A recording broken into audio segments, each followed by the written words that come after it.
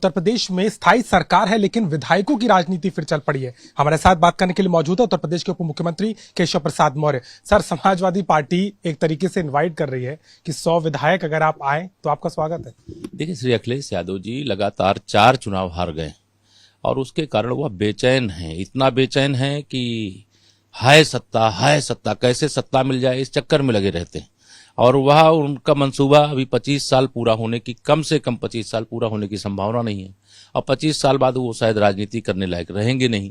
तो ऐसी परिस्थिति में इस प्रकार की बयानबाजी करना, इस प्रकार से कहना जो असंभव इस धरती पर है।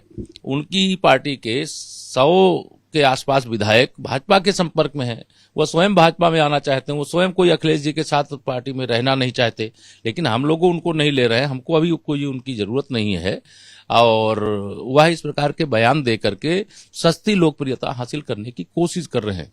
विधानसभा में बजट सत्र के दौरान उनके भाषण के जवाब में जब मैंने उनको जवाब दिया था तो उस जवाब में जो उनकी प्रतिक्रिया थी वह जहरीली प्रतिक्रिया थी, वह पिछड़ा विरोधी प्रतिक्रिया थी। और जब वह बहुमत में थे, मुख्यमंत्री थे, तब किसी अति पिछड़े वर्ग के किसी व्यक्ति को उन्होंने उप मुख्यमंत्री बनाया था क्या?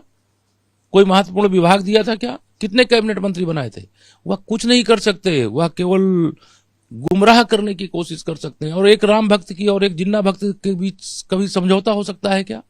जो अपने पिता का, चाचा का, भाई का, बुआ जिनको कहते थे, उनका किसी का नहीं हुआ। तो उस व्यक्ति से हमें आशा नहीं है। सपा अब समाप्त होने जा रही है और समाप्तवादी पार्टी के द्वारा या जैसे कि दीप कोई बुझने वाला होता तो इस प्रकार भभकने की स्थिति आती। 100 विधायक जो आप बता रहे हैं, क्या ये चुनाव के पहले से माहौल बनने लगा था या दूसरी सरकार के बाद बनने लगा? हमें बनाने की आवश्यकता नहीं, वो स्वयं संपर्क कर रहे हैं हमारे नेताओं से। भाजपा को ऐसे किसी विधायक की जरूरत नहीं है। हम अपराधियों को लेते नहीं, हम गुंडों को लेते नहीं, हम दंगाइयों को लेते नहीं, हम माफियाओं को लेते नहीं। तो उसमें से भाजपा में कोई विचार ही नहीं हो रहा है और उनकी पार्टी स्वयं अस्थिर है। उनकी पार्टी कितने विधायक, कोई कहीं है, कोई कहीं है, कोई कहीं है। राहुल गांधी जो भारत जोड़ो यात्रा कर रहे हैं, कन्याकुमारी में कहते हैं कि आरएसएस तो बीजेपी माहौल खराब करने का काम कर रही है। देखिए, देश के अंदर 2 मनोरंजन के राजनीतिक व्यक्ति हो गए हैं, एक श्री राहुल गांधी जी और एक श्री अखिलेश यादव जी उत्तर प्रदेश में।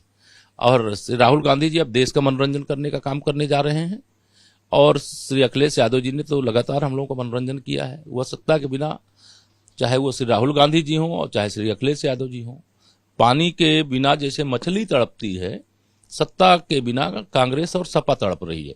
और यह इनकी तड़पन अभी जनता समाप्त नहीं होने देगी, क्योंकि इन्होंने जनता को लूटा है, जनता के साथ धोखा किया है, इनका शासन भ्रष्टाचार की इमारत खड़ा किया है। तो इसके कारण से लोग गुस्से में। धन्यवाद। साफ तौर पर उत्तर प्रदेश के उप मुख्यमंत्री सीधे तौर पर कह रहे हैं कि जिस तरीके के बयान समाजवादी पार्टी के मुखिया की तरफ से आते हैं उसको लेकर के गंभीरता से नहीं लिया जा सकता। लखनऊ से कैमरामैन संदीप के साथ अभिषेक मिश्रा, आज तक।